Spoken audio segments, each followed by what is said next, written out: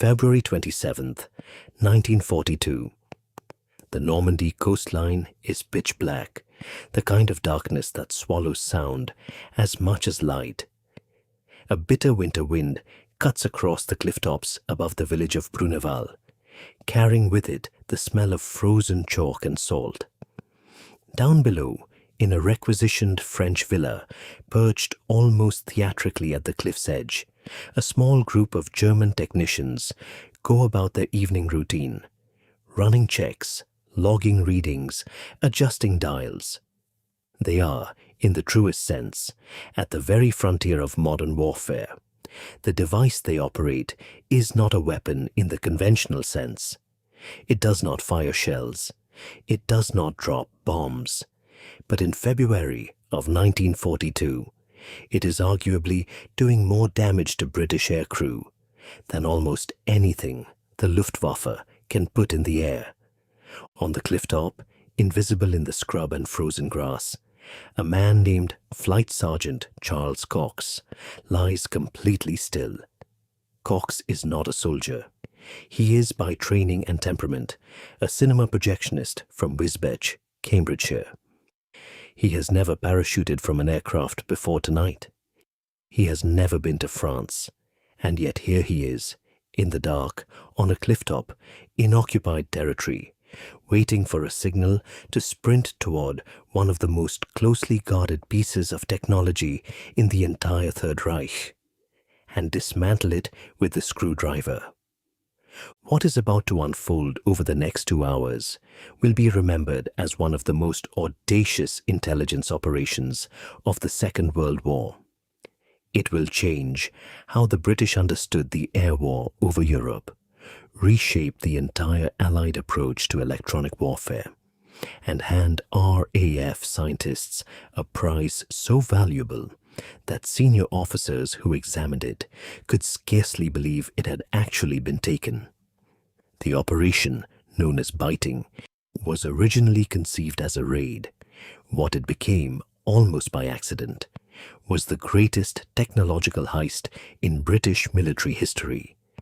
But to understand why a cinema projectionist ended up crouching on a French cliff top waiting to steal a radar dish, you have to go back to the problem.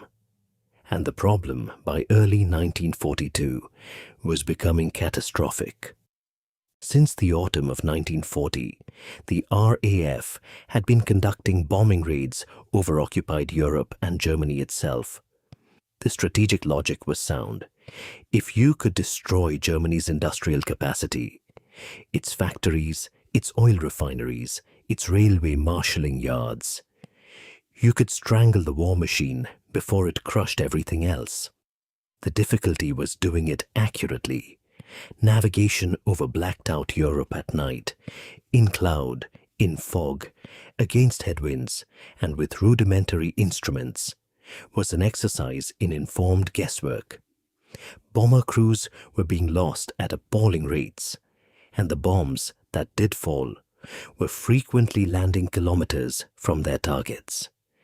What made this worse was a dawning realization crystallized by a classified report in August 1941 that British bombing accuracy was even worse than the pessimists had feared.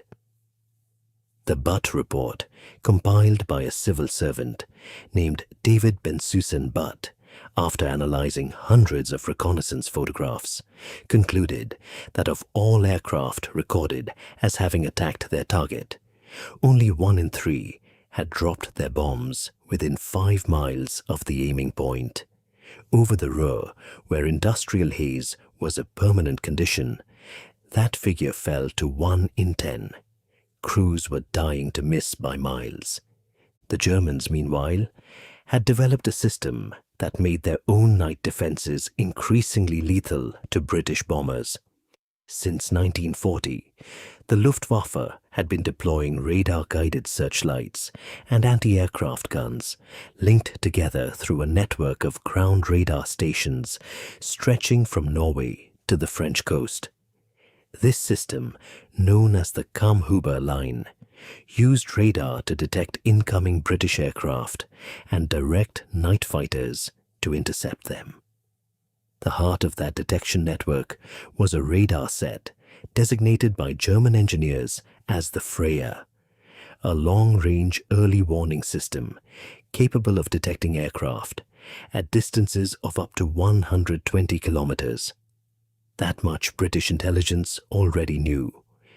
What they did not fully understand was a second device, smaller, more precise, and altogether more dangerous, that appeared in aerial reconnaissance photographs taken over northern France. The device was roughly parabolic in shape, like a shallow bowl, perhaps 3 meters across, mounted on a rotating base. It appeared near Bruneval, a small coastal village north of Le Havre. Photographic interpretation officers at RAF Medmenham studied the images carefully. They gave the device a name, borrowed from the shape of the bowl, the Würzburg, and they understood from what they could piece together that this was not a long-range detection system. It was something more precise, something used for targeting. If the Würzburg was what they suspected, a short-range, high-accuracy radar system guiding German night fighters directly onto British bombers, then understanding it, really understanding how it worked and how it could be defeated, might save hundreds of aircrew lives. The problem was that understanding it from photographs alone was almost impossible. They needed the machine itself.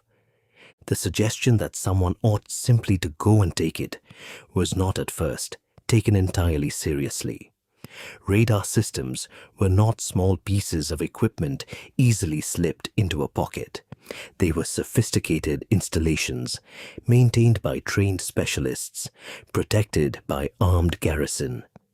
The Würzburg at Bruneval sat in the grounds of a requisitioned cliff-top villa called Le Presbytère, surrounded by defensive positions, within easy reach of a company of German infantry billeted in the village below, and directly above a beach whose access was controlled by wire and machine gun posts. And yet the plan that emerged from a combination of scientific urgency and military imagination was precisely that. Go in, take it apart, carry it out. The operation was assigned to C Company of the 2nd Parachute Battalion, a unit that had existed for barely a year and had never conducted an operational jump. The commanding officer chosen to lead the raid was a 31-year-old Scottish solicitor turned paratrooper named Major John Frost, a man who would go on to an even more famous appointment at a bridge in Arnhem 2 years later, but who in February 1942 was still an entirely untested quantity in combat terms. The plan involved dropping approximately 119 men from Whitley bombers onto farmland just inland from the coast, seizing the radar installation, extracting the key components, fighting their way to the beach, and then being lifted off by Royal Navy assault craft waiting offshore. It was the kind of plan that looks clear and logical on paper and becomes extraordinarily complicated in the dark on a hillside in occupied France. The scientific component was the responsibility of Flight Sergeant Cox. He had been selected not because of any particular heroism or qualification in raiding, but because he was one of a very small number of RAF radar mechanics who understood how sets similar to the Würzburg functioned.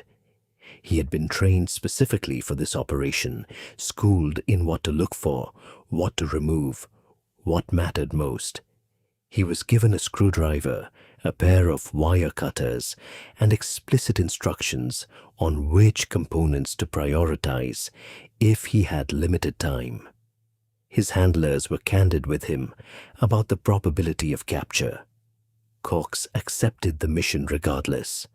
The Whitley bombers carrying the paratroopers crossed the French coast at low altitude navigating by moonlight, reflecting off the snow-covered fields below.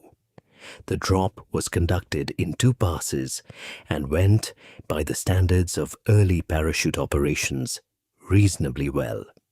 Cox landed heavily, but without injury. The men assembled in the dark using whispered calls, and the various groups moved toward their objectives through a landscape that looked, in the winter moonlight, eerily peaceful. The assault on the radar installation was brief and violent. German sentries were overcome.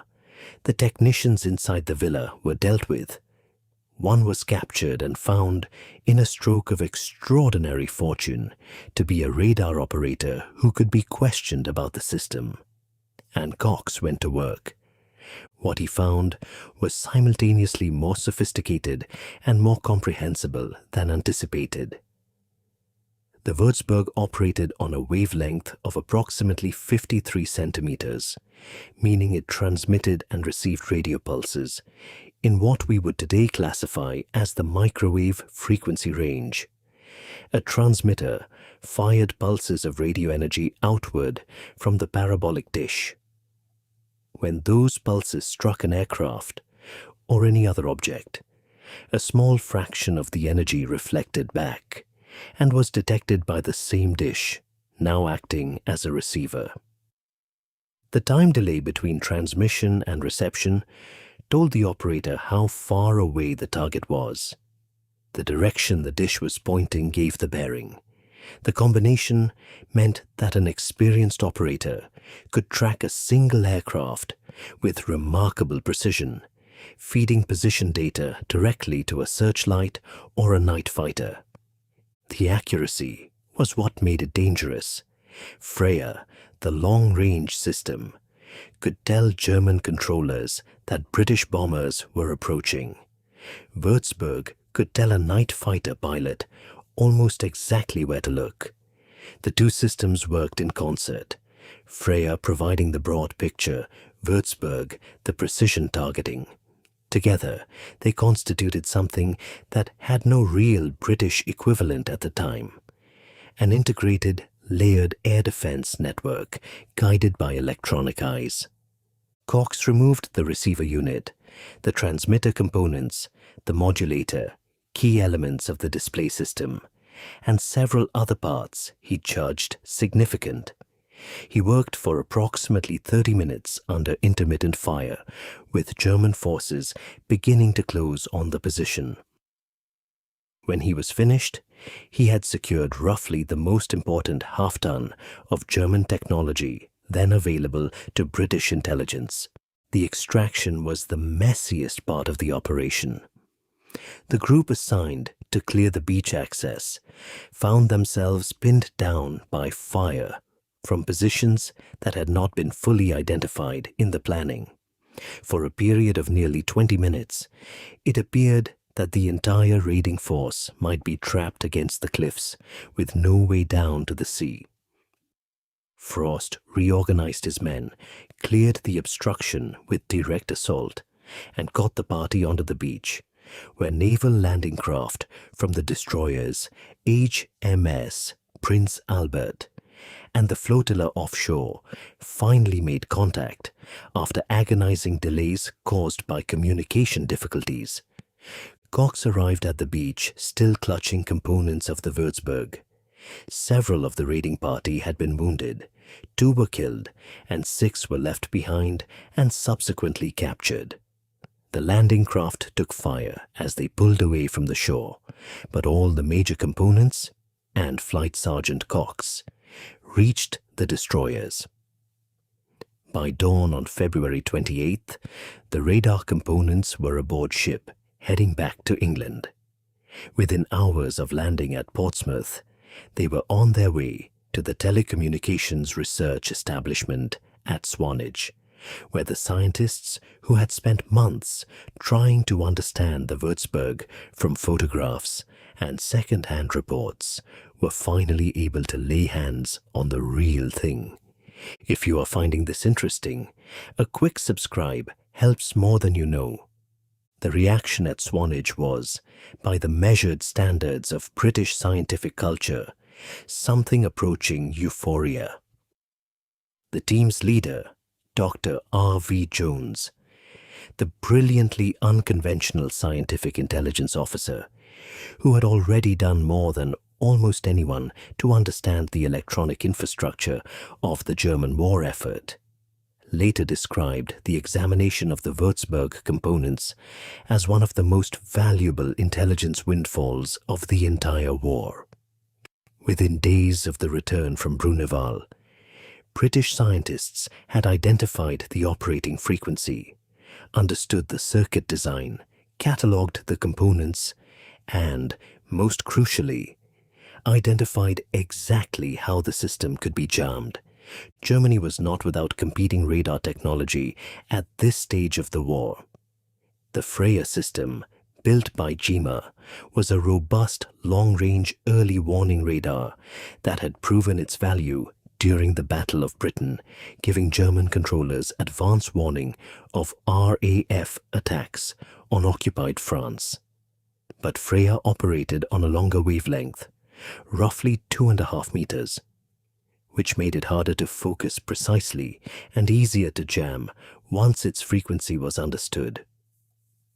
The Americans, entering the war in December 1941, were developing their own radar systems under the SCR series, but these were primarily ground-based air defense and fire control systems, and none at that stage offered the integrated air defense precision of the Würzburg network. The Würzburg's genius was in its combination of compact size and precise targeting. It weighed approximately 1.5 tons in its full installation. Heavy, certainly, but mobile enough to be repositioned by road. Its parabolic dish was 3 meters in diameter, and the whole assembly could be rotated 360 degrees, both in azimuth and in elevation, meaning it could track an aircraft across the entire sky from a single fixed position. Its range against a typical bomber was approximately 40 kilometers, limited compared to Freya, but with an angular accuracy of roughly half a degree, which translated to an aim point precise enough to guide a night fighter to within visual range of its target. Nothing in the British inventory at the time matched this precision. The chain-home network, Britain's own radar system, used much longer wavelengths and was fixed in direction. It could tell controllers that aircraft were approaching from the east, but it could not swivel to follow a single target across the sky. The gap between what Britain had and what Germany had in short-range precision tracking was, the scientists at Swanage concluded, significant, and it had been costing lives. The Germans did attempt to recover. A more sophisticated variant, the Würzburg Riese, roughly translating as Giant Würzburg, was introduced later in the war, with a dish diameter of nearly 8 meters and a correspondingly greater range and precision. But by the time this entered widespread service, British scientists, armed with the knowledge gained at Bruneval, had developed window, the strips of metallic foil dropped from aircraft to create clouds of false radar returns. Deployed for the first time during the Hamburg raids of July 1943, window rendered the Würzburg network temporarily blind. The first night it was used, RAF bomber losses fell dramatically. The intelligence gained at Bruneval had pointed British scientists directly toward the vulnerability that window would eventually exploit. The actual impact of Operation Biting on the course of the air war is not easily reduced to a single number. It did not win a battle on its own. It did not end the Kammhuber line. German night fighter crews continued to inflict heavy losses on Bomber Command throughout 1942 and into 1943, and the simple capture of a radar set did not neutralize that threat overnight. What Bruneval accomplished was more structural and more lasting. It collapsed the informational deficit that had prevented British scientists from developing effective countermeasures. Before February 1942, they knew the Würzburg existed, but could not be certain how it worked or what frequency it used. After February 1942, they knew exactly. The psychological impact of the raid itself was also significant, though harder to quantify. The German High Command ordered a general review of coastal security following Bruneval, diverting resources to guarding installations that had previously been considered safe. This defensive reflex, the need to protect hundreds of kilometers of coastline against further raids of this kind, tied up garrison forces that might otherwise have been deployed elsewhere. It also contributed to German intelligence's growing uncertainty about British intentions, a strategic uncertainty that would pay dividends 2 years later when the Allies chose their landing beaches in Normandy. For the paratroopers involved, Bruneval was a validation of the entire concept of airborne raiding. It demonstrated that trained men, dropped at night into defended territory, could achieve precise tactical objectives and extract under fire. The lessons fed directly into the planning for larger airborne operations, including the Sicily landings of 1943 and eventually the vast and tragic complexities of Market Garden in 1944. Surviving components from Operation Biting are held at the Imperial War Museum in London and at the Royal Signals Museum at Blandford Forum in Dorset. The site at Bruneval itself is marked by a memorial to the French resistance members who assisted in the reconnaissance that made the raid possible. Local contacts who spent weeks mapping German positions before the first paratrooper left the ground. Return now to that clifftop in February 1942. The wind off the channel, the German sentries moving between the villa and the radar installation. Flight Sergeant Charles Cox, cinema projectionist, lying in the frozen grass with a screwdriver in his hand. What Cox and the men of C Company achieved that night was extraordinary, not because it required exceptional resources or overwhelming force. It required neither. They had roughly 120 men, a handful of landing craft, a radio that barely worked, and a civilian with a technical manual. They were operating against a defended position in enemy-held territory, in the dark, with no room for error and no guarantee of extraction. What they brought back from the clifftop at Bruneval was not just a collection of valves and circuits and parabolic metalwork. They brought back understanding. And in the physics of modern warfare, understanding is very often the most decisive weapon of all. The Würzburg had protected German air defenses for nearly 2 years. It had guided night fighters to British bombers with a precision that ground-based guns and searchlights alone could never have achieved.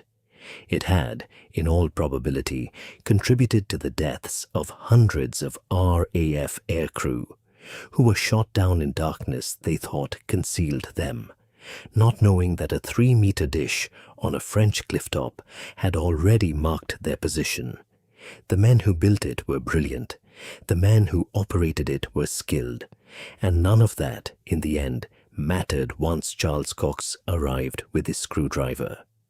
After Bruneval, the development of Window was accelerated.